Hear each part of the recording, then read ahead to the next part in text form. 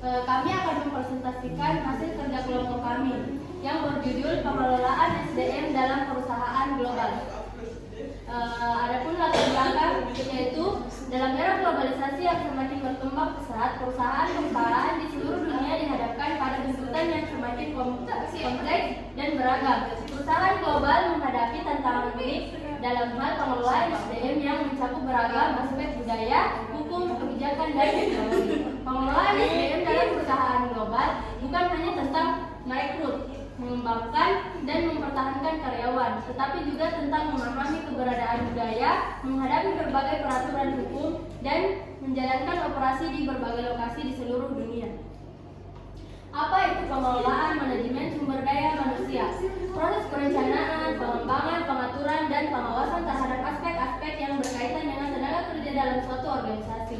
Hal ini mencakup berbagai kebijakan, praktik, dan aktivitas yang dirancang untuk memaksimalkan kontribusi dan kinerja karyawan dengan tujuan mencapai tujuan organisasi. Manajemen SDM melibatkan berbagai aspek, termasuk rekrutmen, seleksi, pelatihan, pengembangan, kompensasi, penilaian kerja, kebijakan kerja, dan manajemen konflik. Peran dan tanggung jawab SDM dalam perusahaan global.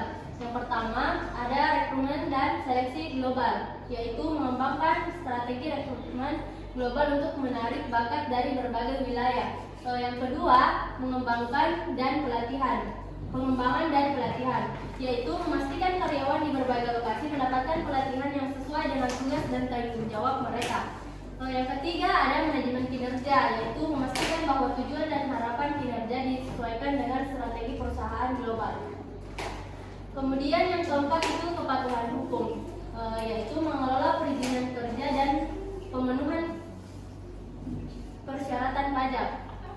Dan yang terakhir ada manajemen konflik dan hubungan karyawan, yaitu menangani konflik dan masalah karyawan dengan adil dan efektif di seluruh dunia. Selanjutnya akan dibacakan oleh rekan saya. Selanjutnya nomor 6, mobilitas tenaga kerja global, yaitu mengelola pemindahan karyawan antara cabang dan negara sesuai dengan kebutuhan proyek dan posisi. 7, strategi SDM global, berperan dalam mengembangkan strategi SDM yang mendukung terwujud bisnis global perusahaan. 8, tanggung jawab sosial dan lingkungan, yaitu memastikan bahwa kebijakan SDM berkontribusi pada tanggung jawab sosial perusahaan dan praktik berkelanjutan di seluruh dunia. Selanjutnya, tantangan dalam pengelolaan SDM. 1. Manajer harus merumuskan dan melaksanakan rencana pemasaran produk dan produksi secara global. Crude Motors misalnya memiliki strategi yang ditujukan untuk menawarkan kendaraan serupa secara global. 2. Hal yang menantang tentang pengelolaan SDM secara global adalah bahwa apa yang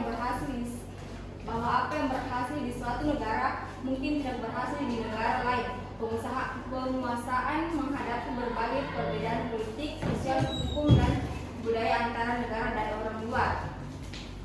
Selanjutnya, penilaian kinerja manajer internasional, yaitu 1.